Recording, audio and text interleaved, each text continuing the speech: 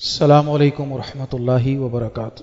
الحمد للہ رب العالمین والصلاة والسلام علی سید الانبیاء والمرسلین، اما بعد، اعوذ باللہ من الشیطان الرجیم، بسم اللہ الرحمن الرحیم۔ لیس البر ان تولوا وجوہکم قبل المشرق والمغرب ولکن البر من آمن باللہ والیوم الآخر والملائکۃ والکتاب والنبیین وآتى المال على حبه ذوي القربى واليتامى والمساكين وابن السبيل والسائلين وفي الرقاب وأقام الصلاة وآتى الزكاة والموفون بعهدهم إذا عاهدوا والصابرين في البأساء والضراء وحين البأس أولئك الذين صدقوا وأولئك هم المتقون۔ صدق الله العظيم۔ رب اشرح لي صدري ويسر لي امري واحلل عقدة من لساني يفقهوا قولي رب يسر ولا تعسر وتمم بالخير رب اغفر وارحم وانت خير الراحمين آمین یا رب العالمین۔ الحمدللہ منتخب نصاب کے اس مطالعے میں جو درس دوسرا ہے اس سلسلے کا، اس پر ہم اس وقت موجود ہیں، اور سورۃ البقرہ کی آیت نمبر 177 جس کو آیت البر کہا گیا، اس کا مطالعہ ہم کر رہے تھے، اور اس کے اکثر حصے کو الحمدللہ پچھلے دروس میں ہم نے سمجھ لیا۔ صرف ریویژن کے لیے تیزی کے ساتھ ہم نے سمجھا، اللہ سبحانہ و تعالی نے آغاز فرمایا ہے نیکی کے اس جامع تصور کے حوالے سے جو اپنی بات کا، وہ اس طرح سے کہ نیکی محض یہ نہیں ہے کہ تم اپنے چہروں کو مشرق یا مغرب کی طرف پھیر لو۔ اس سے ہم نے یہ سمجھا کہ نیکی کے دو حصے ہیں، ایک اس کا ظاہر ہے، ایک اس کا باطن ہے، اور ظاہر اور باطن دونوں کی اہمیت ہے۔ کوئی شخص اگر نیکی کے ظاہری حصے کو چھوڑے گا تو نیکی نامکمل ہوگی، اسی طرح کوئی شخص محض ظاہر ہی کو اپنا لے گا اور اس کے جو باطن کو، اس کی جو اندرونی اصل کیفیت ہے اس کو ترک کرے گا تو بھی نیکی ادھوری ہوگی۔ اس کے بعد پھر ہم نے دیکھا کہ اللہ سبحانہ و تعالی نے یہ جو بات ہو رہی ہے اس میں ایک خاص انداز میں گفتگو کا رخ بدل دیا۔ بات ہو رہی تھی کہ نیکی محض یہ نہیں ہے، اور جب اس کی وضاحت آئی یعنی سوال کا جواب آیا تو جواب کا آغاز ہوا نیکی تو اس شخص کی ہے۔ تو ہم نے سمجھا اس بات کو پچھلی دفعہ تفصیل کے ساتھ کہ نیکی کوئی بھی عمل ہو سکتا ہے، کوئی بھی عمل، اس کی انشاءاللہ آگے تفصیل آ رہی ہے، لیکن بنیاد کیا ہے کہ وہ عمل کرنے والا کون ہے، اس بات پر منحصر ہوگا کہ یہ نیکی ہے کہ نہیں ہے۔ ہر شخص، یعنی دو شخص، پچھلی دفعہ سمجھا تفصیل سے، صرف اشارتاً بات کر رہا ہوں، دو لوگ ہیں، راستے کا پتھر اس نے بھی اٹھایا اور اس نے بھی اٹھایا، بظاہر دونوں کا عمل بالکل برابر ہے، دیکھنے والا جو ہے وہ کہے گا ہاں بھی اس نے بھی ایک اچھا کام کیا، اس نے بھی ایک اچھا کام کیا، لیکن اللہ کے ہاں ان دونوں میں سے کس کا یہ عمل نیکی لکھا گیا اور کس کا نہیں لکھا گیا ہمیں نہیں معلوم۔ ہم نے سمجھا اس بات کا انحصار کس پر ہے پچھلی دفعہ تفصیل سے، وہ ہے ایمان پر۔ اگر ان دونوں میں سے کوئی شخص ایمان لایا ہوا ہے، ایمان والا ہے، تو اس کا عمل نیکی کاؤنٹ ہوگا، نیکی اس کو سمجھا جائے گا۔ خدا نہ خاصہ اس میں سے کوئی شخص ایمان سے خالی ہے، اللہ کو نہیں مانتا، معاذ اللہ، یوم آخرت کو نہیں مانتا، اللہ کے رسول کو نہیں مانتا صلی اللہ علیہ وسلم، تو اب وہ جتنا ہی کوئی اچھا عمل کرتا رہے وہ عمل نیکی نہیں گردانا جائے گا۔ پچھلی دفعہ تفصیل سے اس پوری حکمت پر اور تفصیل سے ہم نے اس پر بات کی تھی، پھر اس بات کو بھی سمجھا تھا کہ ایمان لانے والوں کے لیے بھی ایک ظاہری ایمان تو ہے نا، ایک قولی ایمان ہے، منہ سے کہہ دیا لا الہ الا اللہ محمد رسول اللہ صلی اللہ علیہ وسلم۔ اب ان تینوں ایمانیات کا اس نیکی سے تعلق بھی ہم نے سمجھا کہ جو عمل ہو رہا ہے خالص اللہ کے لیے ہو، اگر اس میں للہیت نہیں ہے خدا نہ خواستہ اور نیت میں فطور ہے، تو ہم نے مثال کیا لی تھی، اب ایمان بھی لے آیا ہے، بظاہر ایمان والا ہے، مسلمان ہے اور نماز پڑھ رہا ہے، کتنا بڑا عمل، لیکن خدا نہ خواستہ نیت کیا ہے، اللہ کے لیے نہیں پڑھ رہا، بندوں کے لیے پڑھ رہا ہے، دکھاوے کے لیے پڑھ رہا ہے، اپنی عزت بڑھانے کے لیے، لوگوں میں روب جمانے کے لیے، اپنے آپ کو مشہور کروانے وغیرہ وغیرہ۔ تو اللہ کے نبی نے ایسی شخص کو جو ریاکاری کی نیت سے نماز پڑھ رہا ہو، اس نماز کو کیا قرار دے دیا؟ شرک قرار دے دیا. شرک، اتنا بڑا عمل نماز، بظاہر وہ نماز پڑھ کے گیا، نامہ اعمال میں شرک لکھ دیا گیا معاذ اللہ. تو لہٰذا کوئی بھی عمل اللہ کے لیے ہو، اللہ کے سوا کسی کے لیے نہیں. دوسری بات، اس عمل کا اجر، اس کا ثواب، اس کا بدلہ، اس کا جو بھی فائدہ ذہن میں آئے وہ آخرت کے لیے آئے، دنیا کے لیے نہ آئے.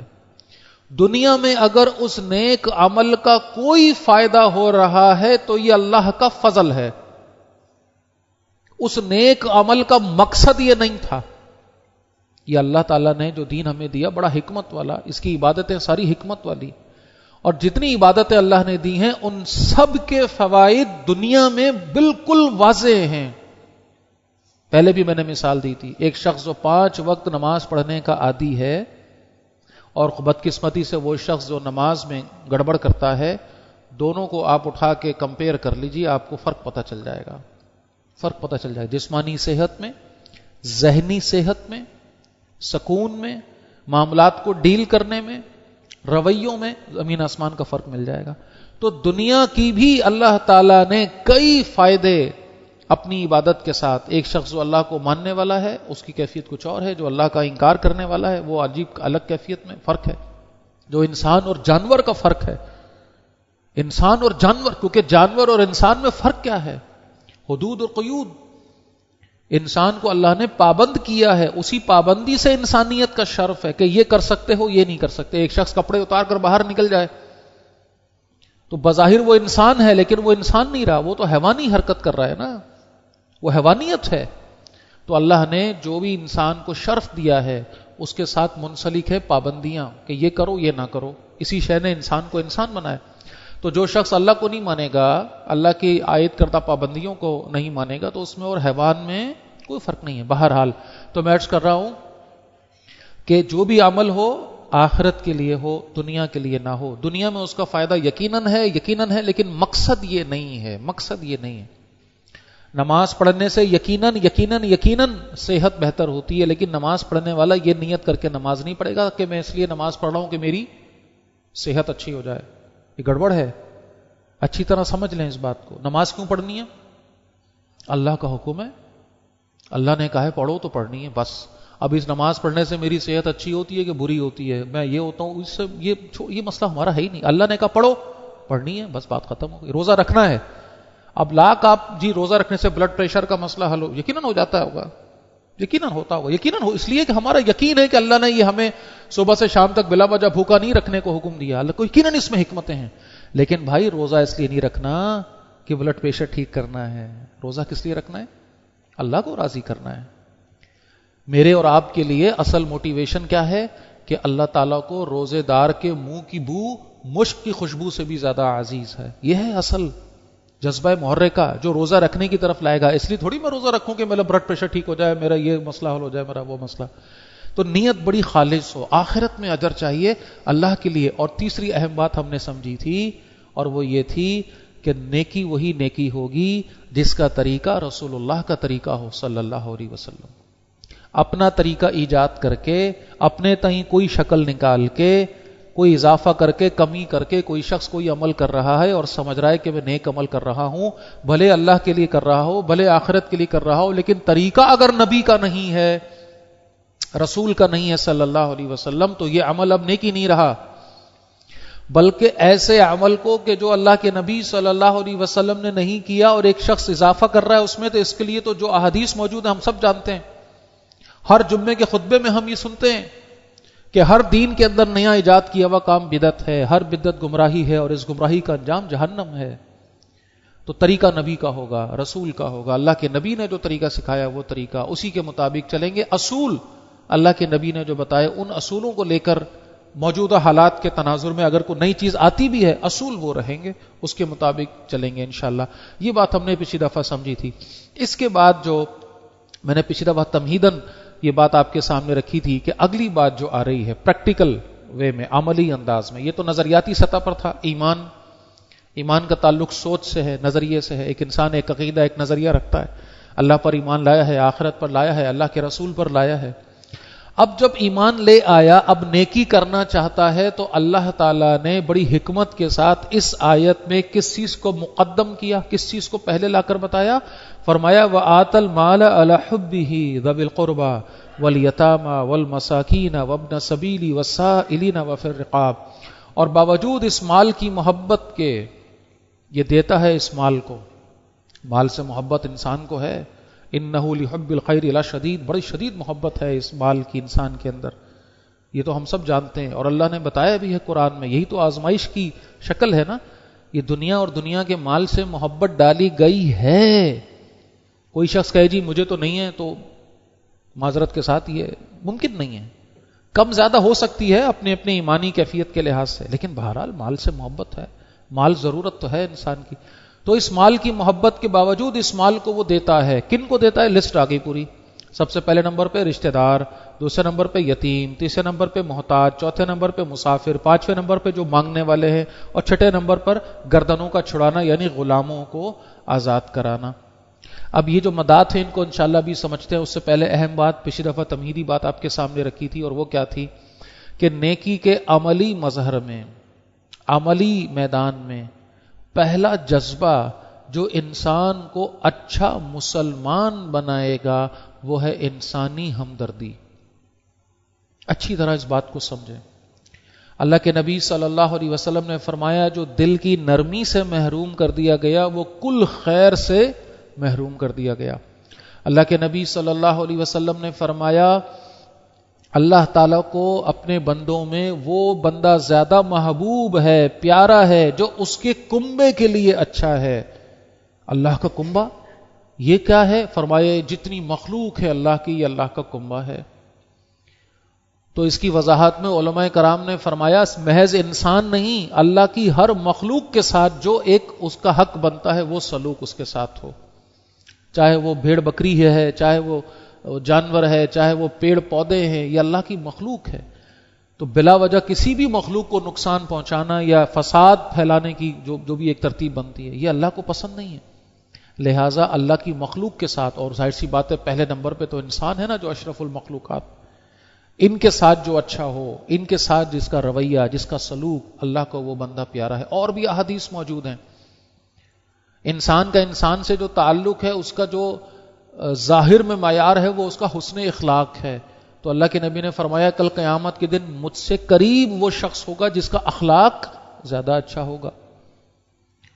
گھر والوں کے حوالے سے فرمایا تم میں سے زیادہ اچھا وہ ہے جو اپنے گھر والوں کے لیے اچھا ہے، اور تم میں سب سے اچھا میں ہوں اپنے گھر والوں کے لیے. اپنی مثال دے کر فرمایا، یعنی اپنی سنت، اپنا طریقہ وضاح فرمایا کہ گھر والوں کے ساتھ اچھا سلوک، حسن سلوک، اچھا رد عمل، اچھا برتاؤ، یہ ترتیب کے ساتھ. پھر آپ دیکھیے قرآن حکیم پڑھتے چلے جائیں، احادیث پڑھتے چلے جائیں. اور میں بڑی جسارت سے عرض کر رہا ہوں کہ اگر ایک پلڑے میں وہ ساری آیات اور احادیث رکھے جس میں انسان کا انسان سے تعلق اور اس کے خد و خال آئے ہیں، اور ایک وہ رکھے ساری جس میں انسان کا اللہ کے ساتھ جو ذاتی تعلق اور عبادات، تو آپ کو معلوم ہوگا کہ یہ پلڑا بڑا بھاری ہے، بڑی کثیر تعداد میں، بڑی کثیر تعداد میں. لہٰذا انسان کا انسان سے تعلق، اس میں اس کا ظاہر رویہ، اس کا اخلاق، اس کا لین دین، اس کے معاملات، پڑوسی کے حقوق. اللہ کے نبی کہہ رہے ہیں جبرائیل علیہ السلام آتے اور مجھے پڑوسی کے حقوق بتاتے، پھر آتے پھر بتاتے، پھر آتے پھر بتاتے. مجھے گمان ہوا کہ شاید اب حکم آئے گا کہ وراثت میں بھی پڑوسی کا حصہ ہے. اللہ کے نبی صلی اللہ علیہ وسلم نے غضبناک کیفیت، بعض دفعہ آپ پر احادیث پر روایات میں آتا ہے کہ آپ ایک خاص انداز میں، آپ کے لہجے میں ایک سختی کا عنصر نمایاں ہو جاتا اور صحابہ لرز جاتے تھے. اب یہ والا انداز ہے، اور آپ اور بات کیا فرما رہے ہیں؟ خدا کی قسم وہ مومن نہیں، خدا کی قسم وہ مومن نہیں، خدا کی قسم وہ مومن نہیں. اب سوچئے صحابہ لرز گئے ہوں گے. یہ کون بدنصیب ہے جس کے بارے میں اللہ کے نبی 3 دفعہ اللہ کی قسم کھا کر کہہ رہے ہیں کہ وہ مومن نہیں ہے؟ کوئی گنجائش بچی اس شخص کے لیے ہے بھائی؟ اس کے حج، اس کے عمرے، اس کے بڑے بڑے جہاد اور قتال جو بھی اس نے کیا ہوگا اللہ کی توفیق سے، کیا اس کو بچا سکیں گے؟ جس شخص کے بارے میں اللہ کے نبی 3 دفعہ اللہ کی قسم کھا کر کہہ رہے ہوں کہ یہ شخص مومن نہیں ہے، کوئی ہے اس کو بچانے والا؟ کیسے ہو سکتا ہے؟ صحابہ لرز گئے، کانپ گئے، اللہ کے نبی کون ہے یہ کون شخص ہے؟ آپ نے فرمایا جس کا پڑوسی اس کی شرارتوں سے محفوظ نہیں، جو اپنے پڑوسی کو ستاتا ہے، پڑوسی کو تنگ کرتا ہے، پڑوسی کے لیے اذیت کا سبب بن رہا ہے۔ اب بتائیے آپ، یہ تو کہا ہی نہیں کہ اس کے باقی اعمال کیا ہوں گے کیا نہیں ہوں گے کوئی صاحب وہ بہت بڑے کوئی، لیکن اگر یہ حرکت میں خدا نخواستہ انوالو ہے تو اللہ ہم سب کی حفاظت فرمائے اور فضل فرمائے اور دین کی سمجھ عطا فرمائے۔ لہٰذا انسان کا انسان سے تعلق، ایک اچھا انسان، انسانی ہمدردی، اور انسانی ہمدردی کا مظہر کیا ہوتا ہے؟ انسانی ہمدردی کا پریکٹیکل ورژن کیا ہے؟ ایک تو یہ ہے نا کہ ہاں بھائی ہم سارے دھنے اور کہاں جی بڑا افسوس ہوا، ٹھیک ہے او بھائی، یعنی ایک مثال دینے کے لیے کہ کسی شخص کا جو ہے وہ برا حال ہو، اس کو کسی مشکل میں ہو، پریشانی میں ہو، اور اس کا بھائی جو ہے اس سے ملنے آئے، اور یہ بھائی اس کا مالدار ہے، اس کے پاس اللہ نے اس کو وسعت دی ہے، مال دیا ہے، آسانی دی ہے، اور یہ اس کا بھائی اس وقت مشکل میں ہے، پریشانی میں ہے، اور اس مشکل یا اس پریشانی کا حل وہ مال ہے۔ مثال دے رہے ہیں ہم، کوئی بھی ایسی اس کی بیماری ہے، کوئی اور اس کو علاج کے لیے، اور کوئی پریشانی اس کو جو بھی ہے، اب یہ بھائی آئے اس کو تسلی بھی دے، اس کو دلاسے بھی دے، اس کی ہمت بھی بندھائے، لیکن پھر چپ چاپ چلا جائے اٹھ کے، تو ہم سب جانتے ہیں کہ بھائی یہ بھی برا نہیں ہے، کم از کم دلاسا بھی دے دے تو اللہ کے نبی نے اس کو بھی نیکی ہی فرمایا۔ میں تو سمجھانے کے لیے عرض کر رہا ہوں کہ ایک شخص مدد کر سکتا ہے، اس کے پاس وسعت ہے اور اس کا بھائی مشکل میں ہے اور وہ اس کی مدد نہیں کر رہا، تو اس کا مطلب اس کے دل میں پھر نہیں ہے یہ، وہ اوپر سے ہے جو بھی ہے۔ تو انسانی ہمدردی کا مظہر کیا ہوتا ہے کہ اپنا مال جب انسان اپنی جیب سے نکالے، یہ آسان نہیں ہوتا، یہ آسان نہیں ہوتا، بڑا مشکل ہے۔ پہلے بھی ہم نے سمجھا، بات آ گئی علی حبہ، مال سے محبت کے باوجود دے رہا ہے، یہ نہیں کہا کہ مال سے کراہیت ہے، جس شخص کو مال سے کراہیت ہو وہ تو خوشی سے دے گا، مال کی محبت، اور وہ مال جو اپنی محنت سے کمایا ہے، جس کے لیے اپنا وقت اپنی صلاحیت لگائی ہے، اور اس سے چلے یہ تو ہوتا ہے، اس سے بھی زیادہ پیارا ہوتا ہے وہ جو مفت میں ملتا ہے، انسان کی فطرت ہے جو اس کو وراثت میں مل جائے، جو اس کو آپ دیکھیں اپنے خرید کر کھائے ہوئے کھانے کی اتنی رغبت نہیں ہوتی، کہیں مفت بٹ رہا ہو تو انسان دیوانہ ہو جاتا ہے کسی طریقے سے، ایک پلیٹ ہاتھ لگ جائے، نہیں انسانی عجیب فطرت ہے، بہرحال وہ ابھی ہمارا موضوع نہیں ہے۔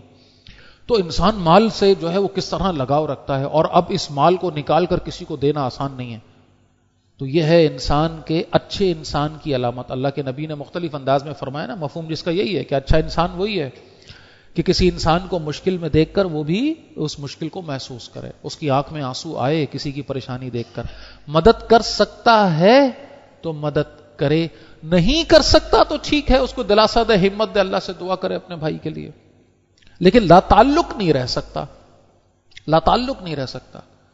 بلکہ انسان تو وہ انسان ہے کہلانے کے لائق کہ کسی جانور کو بھی جب دیکھتا ہے کہ وہ مشکل میں ہے، تکلیف میں ہے، تو اس کا دل وہ پسیج جاتا ہے، وہ بے چین ہو جاتا ہے کہ یار یہ کتا بھی ہے، بلی بھی ہے، تکلیف میں ہے، تو اس کے دل میں کہیں نہ کہیں ایک کیفیت آتی ہے کہ یار کاش میں اس کی کوئی مدد کر سکوں اور اس کی تکلیف دور کروں۔ انسان کی پہچان تو یہ ہے۔ تو بہرحال جی اب یہ مال دے رہا ہے، اب یہ مال دینا ہے، کس کو دینا ہے؟ تب پہلے بھی میں نے کئی دفعہ یہ موقع پر بات آئی ہے، بھائی سب سے پہلا حق کس کا ہے؟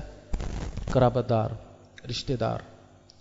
اللہ نے جو رشتہ ہمیں بنا کر دیا ہے وہ رشتہ اللہ کا فیصلہ ہے، اور ایک شخص اگر اپنے رشتہ داروں کو نظر انداز کرتا ہے، معاذ اللہ، تو وہ اللہ کے فیصلے پر اپنی تکلیف کا اظہار کرتا ہے۔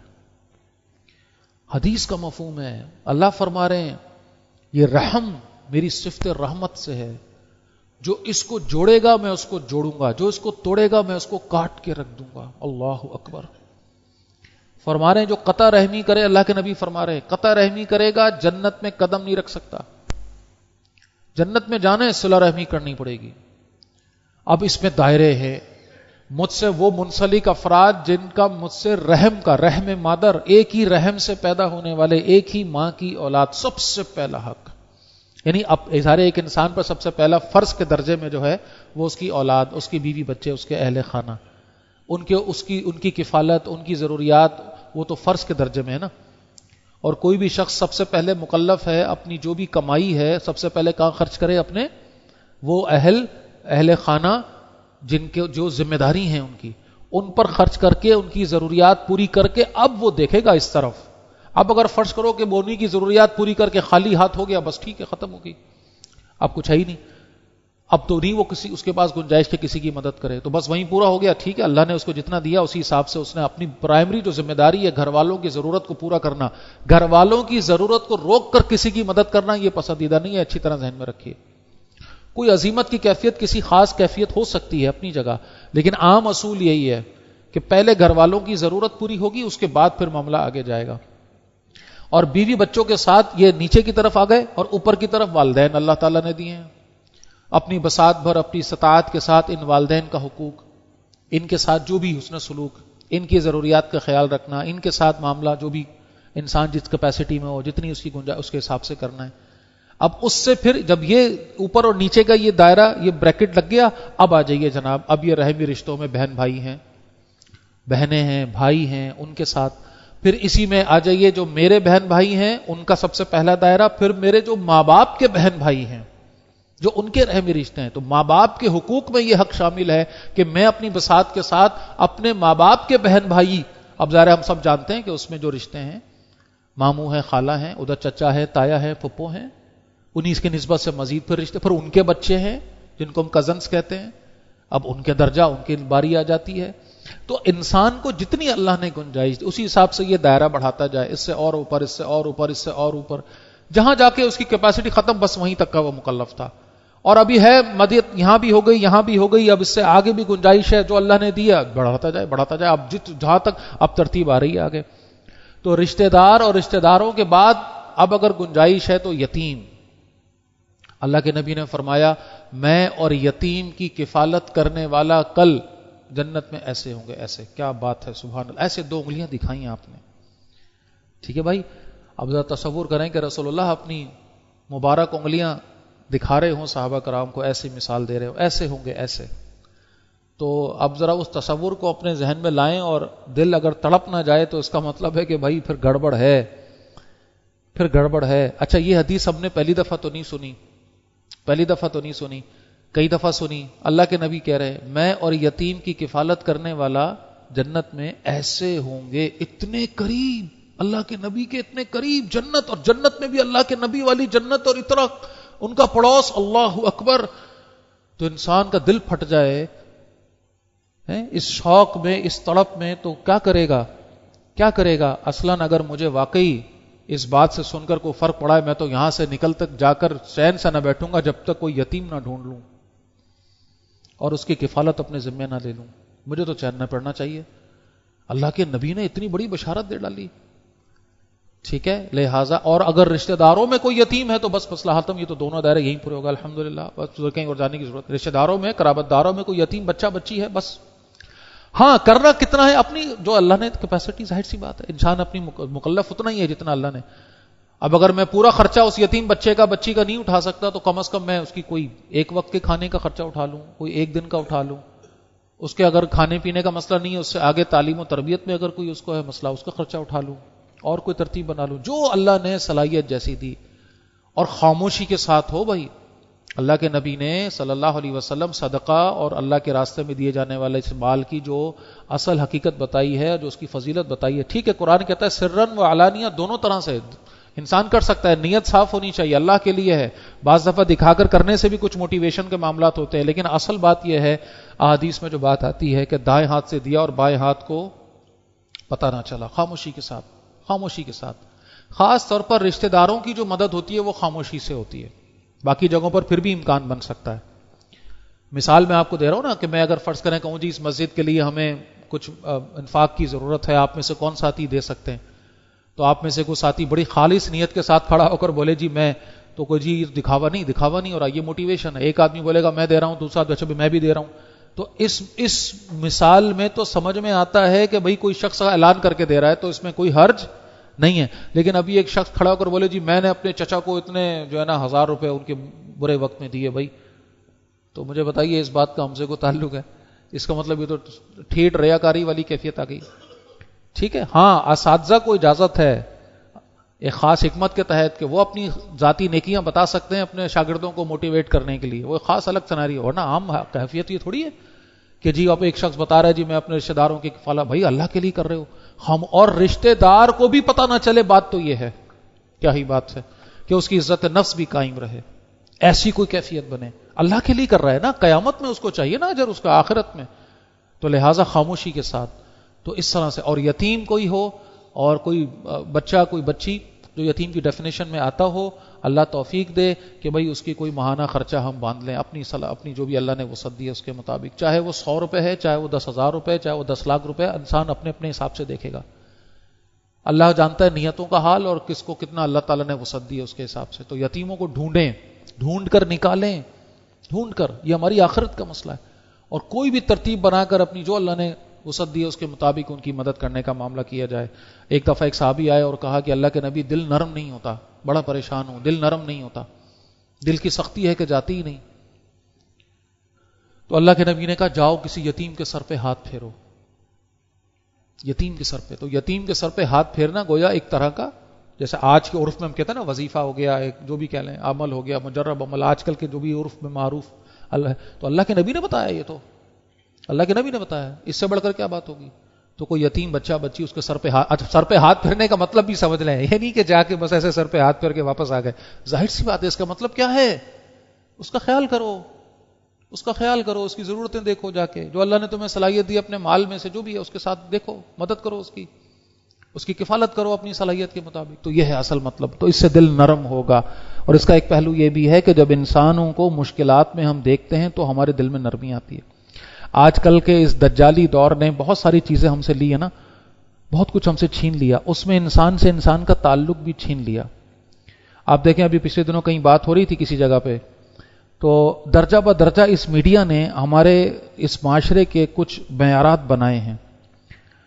ہوتا یہ تھا کہ پرانے لوگ جانتے ہیں, پرانے محلوں میں خواتین ہوتی تھیں, ایک گھر میں دوسرے گھر میں بوڑھی خواتین ہوتی تھیں, خیر خبر لیے پھرتی تھیں, پوچھتی پھرتی تھیں کہ گھر میں سب خیریت ہے, کوئی مسئلہ تو نہیں ہے, ہے نا. اب وہ ایک خاص انداز تھا, ٹھیک ہے اس میں کچھ منفی باتیں ہو سکتی ہیں, میں یہ نہیں کہہ رہا سب کچھ صحیح تھا, لیکن اس سے کیا ہوتا تھا, ایک دوسرے کی خبر گیری ہوتی تھی, ایک دوسرے کے معاملات کے اندر ایک بندہ انوالو ہوا کرتا تھا کہ محلے میں کسی کے ساتھ کوئی پریشانی ہے, کوئی دکھ ہے, کوئی مسئلہ ہے, تو کیا ہوا, ڈراموں میں اس چیز کو مذاق بنا کر, کامیڈی بنا کر, تفریح بنا کر دکھایا گیا, ایک ایسا منفی رخ پیش کیا گیا, لو بھائی یہ سنگوئیاں لیتے پھر رہے ہیں, یہ خبر لیتے, آپ کو اس سے کیا پریشانی ہے, ہمارے گھر میں کیا ہو رہا ہے, چلو جاؤ یہاں سے. اس طرح کی ایسی ذہن سازی کی گئی کہ آہستہ آہستہ آہستہ اب ہمارے معاشرے میں ایک دوسرے کی خبر لینا گویا گناہ سمجھا جاتا ہے. اب ایک اچھا آدمی وہ ہے جو چپ چاپ اپنے گھر کے اندر دروازہ بند کر کے رہے, اس کو نہ پتا ہو کہ پڑوس میں کیا ہو رہا ہے, بھائی یہ اچھا آدمی ہے, اور جو پڑوس کی جا کے خبر لے رہا ہو, بھائی تمہیں کیا پریشانی ہے,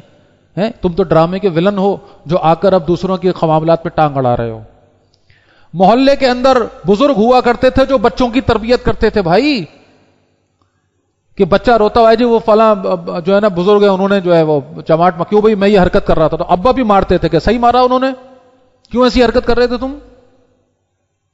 سارا محلہ مل کے اس محلے کے بچوں کی تربیت کر رہا ہوتا. اب کیا ہو گیا, ارے میرے بچے کو کوئی آنکھ تو اٹھا کے دیکھے, میرا بچہ جیسی بےہودہ حرکت کر ڈالے, کوئی مجال ہے کہ اس کو کوئی ہاتھ تو لگائے, کوئی اس کو ڈانٹ کے تو دیکھے, کوئی اس کی طرف دیکھے تو صحیح, آنکھیں نکال لوں گا میں.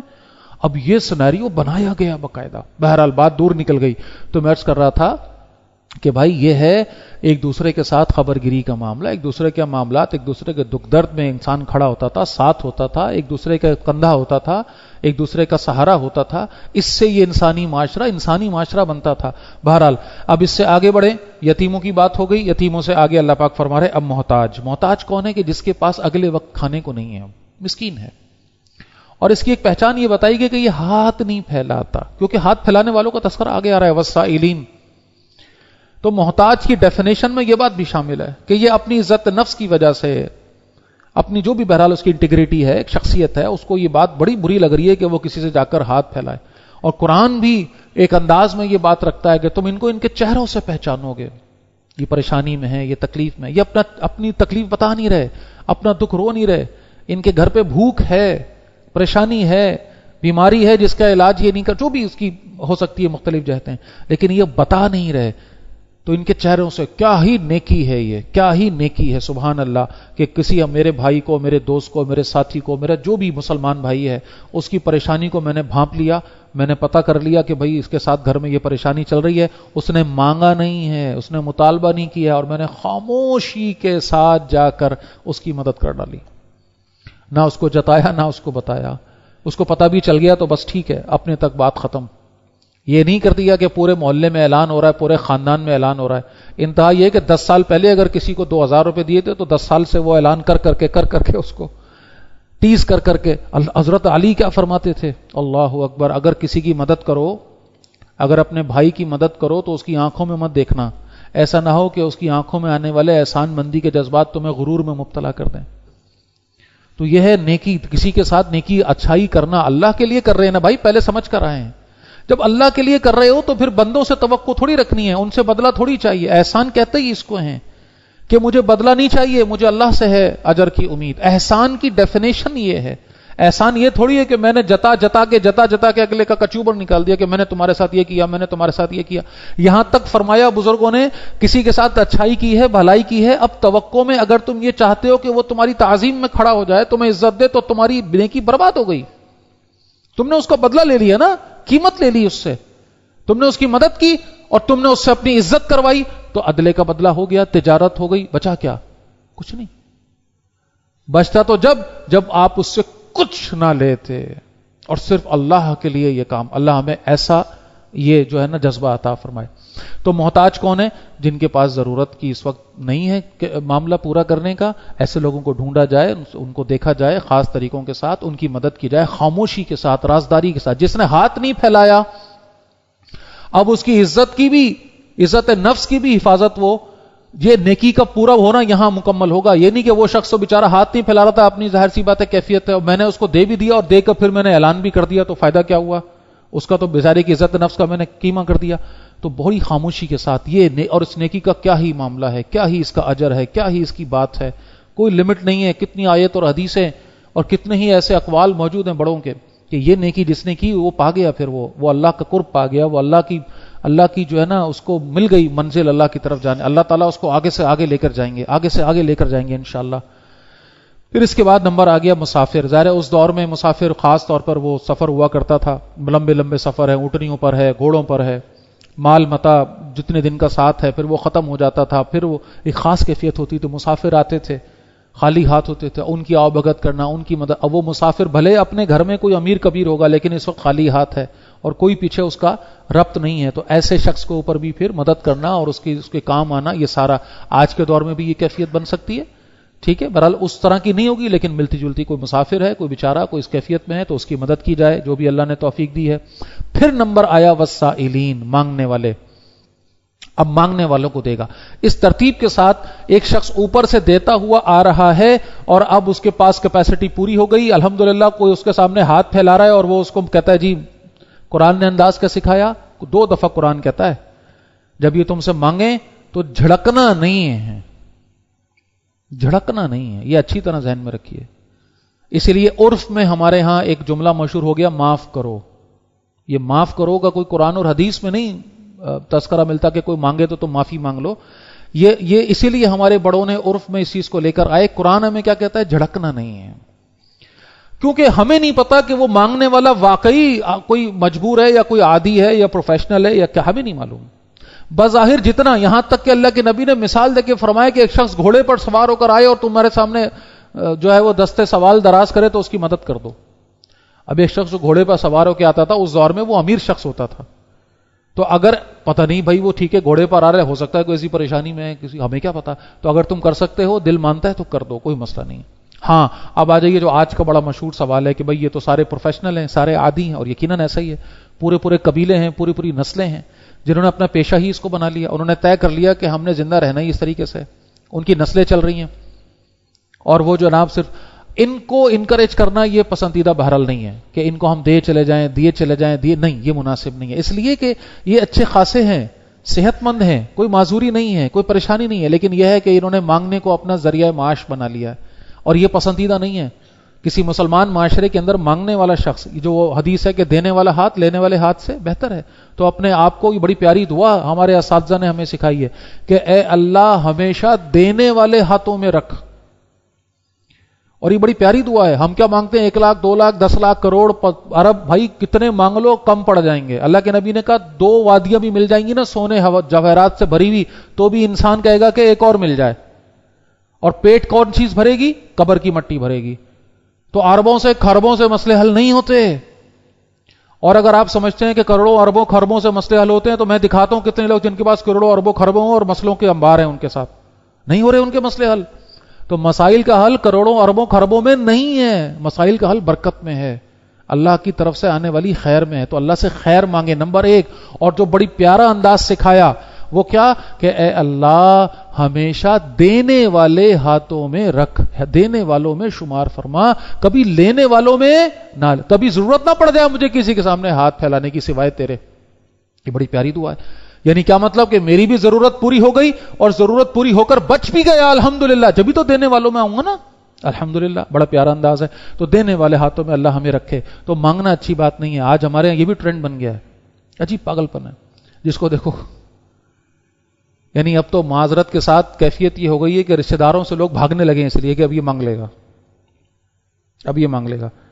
और अजीब पागलपन ये है कि वो शादियों की जो एक बेहूदगी और हिंदुआना जो एक सोच के साथ हमने इसको इबादत बना लिया, यानी इतनी फिक्र तो एक मुसलमान को इसकी नहीं है कि मैं हज नहीं करूंगा तो क्या होगा मेरा, है भाई। इतनी रकम आ गई मेरे पास कि जिससे हज हो सकता है, तो फिक्री एतबार से मुझ पे हज फर्ज हो गया कि नहीं हो गया, हो गया कि नहीं हो गया। उतनी रकम की मैंने शादी कर ली और एक दफा हज फर्ज हो गया तो हो गया भाई। अब ये नहीं होगा, अब अल्लाह के यहां जाएगा तो फिर उस अमल के काफिर की हैसियत से, हज का कुफर करके गया है। कुरान कहता है, अल्लाह के नबी ने फरमाया, जिस शख्स को अल्लाह ने वसअत दे दी, उस पर हज फर्ज हो गया और वो हज किए बगैर मर गया, तो चाहे नसरानी होके मरे या यहूदी होके मरे, कोई फर्क नहीं पड़ता इससे, वो मुसलमान ही नहीं रहा। तो हम कितने लाखों जमा करते हैं, ठीक है। अब मिसाल मैं आपको दे रहा हूं, आजकल के हिसाब से चले जी, एक सादा तरीन मिसाल ले लेते हैं, 12 लाख 13 लाख में हज हो रहा है, ठीक है। और शादी कितने में हो रही है, कोई इंतहा है उसकी। और हैरानगी होती है, सादा लोग हैं, गरीब लोग हैं, मतलब दो चीजें देख के बड़ी हैरानगी होती है। जब बात करो जी खाने को नहीं है, पहनने को नहीं है, पूरा नहीं हो रहा, ये मसला है, वो मसला है, ये इशू है, वो इशू है, क्या करें, कहां जाएं, मोबाइल जेब में 1 लाख रुपए का रखा हुआ है। वाह यार, ओ भाई ये कहां से लाए हो, ये कैसे जोड़ के तुमने, ये कौन सी कमेटी डाल डाल के। हालत यह है कि मोजा फटा हुआ है, जूता फटा हुआ है, लेकिन मोबाइल 50,000 रुपए का जेब में रखा हुआ है। ओ भाई अजीब पागलपन है। तो ये एक वो दजल है ना, दिमाग में जिस चीज की अहमियत डाली। और दूसरी बात, घर टूटे हुए हैं, टीन की चादरें हैं, घरों में पूरा नहीं हो रहा, लेकिन शादी जब हो रही है तो बंदा देख के सर पकड़ ले कि भाई ये क्या कर रहे हो, कहां से लाए हो, ये कहां रखा हुआ था, कौन सी देग निकाली है जमीन में से, समझ नहीं आता।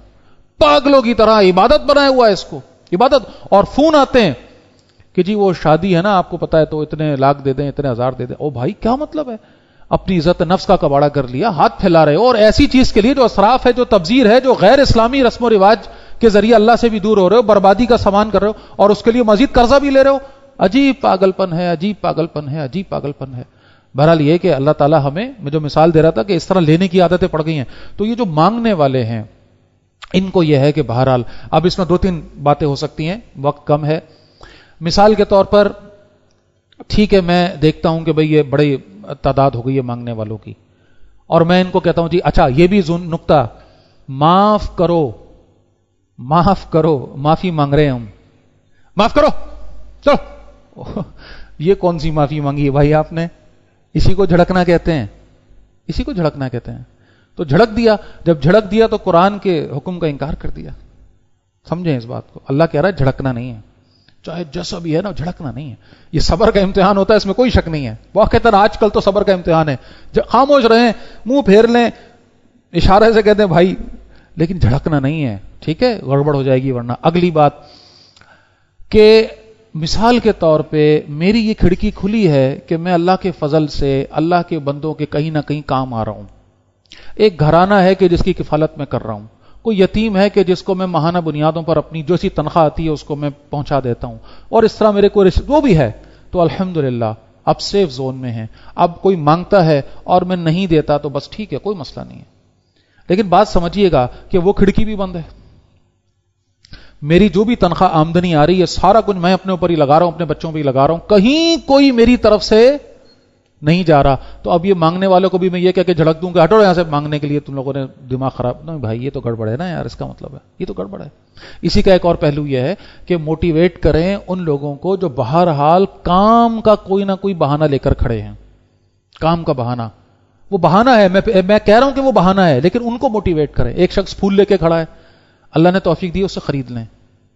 ایک وہ بچہ آتا ہے بھاگتا ہوا وائپر لے کے گاڑی پہ لگانے کے لیے، نہیں ہٹ جاؤ ہٹ جاؤ ہٹ جاؤ ہٹ جاؤ، تو میں خود بھی اپنے آپ کو نوٹ کرتا ہوں، پھر ریئلائز کیا کہ نہیں یار، کم از کم وہ کوئی کام کر رہا ہے نا، اس نے آ کے آپ کی گاڑی کا شیشہ صاف کر دیا، اس کو 10-20 روپے آپ نے دی، کم از کم۔ کیونکہ جب ہم ایسے لوگوں کو ڈی موٹیویٹ کریں گے، انہیں دور کریں گے، تو نتیجتاً وہ کہے گا یار میں یہ لے کر کھڑا ہوا ہوں اور مجھ سے یہ تو نہیں مجھے مل رہا، تو میرے مقابلے میں وہ آدمی جو کہ صرف ایسے آیا تھا اس کو تو دے دیے انہوں نے 10 روپے اور مجھے جھڑک کے پیچھے کر دیا، تو وہ کہے گا بہتر یہ ہے کہ میں بھی پھر سکون سے ہاتھ پھیلاؤں۔ تو موٹیویٹ کریں، انکریج کریں، حوصلہ افزائی کریں ان لوگوں کی جو کم از کم کسی کام کے بعد نہیں ہے ضرورت اس کتاب کی جو وہ لے کر بیچ رہا ہے، کوئی بات نہیں، مجھے اللہ نے صلاحیت دی ہے، میں 100 روپے کسی کو ویسے بھی دینا چاہتا تھا، اس کو دے دیں اور اس سے وہ کتاب لے لیں، کنگا لے لیں، جو بھی وہ لے کر کھڑا ہوا ہے، تسبیح لے کے وہ تسبیح خرید لیں، وہ کہتا ہے جی 50 روپے کی 100 دے دیں، اس کو لے لیں، اس سے الحمدللہ وہ ان کے انکریج بھی ہوگا اور یہ مدد کا ذریعہ بھی چلے گا انشاءاللہ۔ اس میں ایک اور بات ایڈ کر لیں، پیسے ہم جب دیتے ہیں نا کسی، یہ چھوٹے بچے جو ہوتے ہیں یہ تو سب لے جا کے اپنے جو ان کا ابا ہوتا ہے، ان کا استاد ہوتا ہے، پورا مافیا ہے نا یہ، تو وہ دے دیتے ہیں۔ تو بجائے پیسے دینے کے کوشش کریں جن کو اللہ نے وسعت دی ہے اپنے جیب میں کوئی ٹافی کوئی چاکلیٹ وغیرہ لے کے چلیں، جن کے پاس گاڑیاں ہیں گاڑی میں کوئی ٹوکری رکھ لیں چھوٹی سی، اس میں کچھ پھل رکھ لیں، کیلے رکھ لیں، کوئی اور کوئی پھل رکھ لیں۔ اور جہاں یہ بچے ہوتے ہیں یہ بڑے مظلوم بچے ہیں، بہرحال یہ پوری الگ داستان ہے، اس پر بھی کیا اس وقت موقع نہیں ہے تفصیل میں جانے کا۔ تو بھائی کم از کم وہ بچہ جو مانگتا ہوا آیا ہے اس سے نفرت نہ کریں، اس سے ہمدردی کریں، اس کے ابا اس کی اماں سب جو یہ بیٹھے ہوئے ہیں اور اس کو بیچارے کو اتنے سے بچے کو اس کام پہ لگا دیا ہے، وہ نفرت کا مستحق نہیں ہے۔ بہرحال وہ ٹھیک ہے، وہ سارا مافیا اپنی جگہ ہو گیا، وہ نفرت کا مستحق نہیں ہے۔ اس کو ایک کیلا دے دیں، ایک سیب دے دیں، ایک چاکلیٹ دے دیں، اس کا فائدے کو کم از کم کھا تو لے گا، وہ کم از کم کھا تو لے گا۔ وہ آپ اس کو 10 روپے 20 روپے جو بھی دیں گے وہ تو اس نے لے جا کر اپنے استاد کو دے دینا ہے، اس کے حصے میں کچھ نہیں آنا۔ تو کم از کم یا جو معذور بیٹھے تو یہ بھی سارے اس مافیا کا حصہ ہیں، معذورین کو لا کے انہوں نے بٹھا دیا کونوں پہ، ٹھیکے لے کے، وہ کروڑوں روپے کے ٹھیکے بکتے ہیں بھائی، اس تفصیل میں کیا جائیں ہم، لیکن یہ ہے کہ اس کو کوئی سیب پکڑا دیں، کیلا پکڑا دیں، کم از کم اس کا کچھ نہ کچھ بھلا وہیں پر اس کا ہو جائے گا جو معذور ہے، جو بیچارہ ہے۔ تو اس طرح سے کم از کم ہم اپنا کوئی نہ کوئی یہ سلسلہ جاری رکھ سکتے ہیں۔ آخری بات آ گئی وفر رقاب، گردنوں کے چھڑانے میں۔ اس زمانے میں غلام ہوتے تھے اور بڑا ایک بہرحال معاملہ ہوتا تھا۔ اسلام جب آیا تو رسول اللہ صلی اللہ علیہ وسلم نے بڑی تدریج کے ساتھ، حکمت کے ساتھ اس پوری غلامی کے سیٹ اپ کو ختم کیا، لیکن اس میں وقت لگا، ایک دم ختم نہیں ہو سکتا تھا، اس کے بڑے مسائل تھے۔ جو لوگ دوسرے علاقوں کے دوسرے آ کے یہاں رہتے تھے ان کو ایک دم شہریت دینا یہ آسان نہیں تھا، فساد پھیلنے کا خطرہ تھا، ڈسیبلٹی ہو جاتی پورے معاشرے کے اندر۔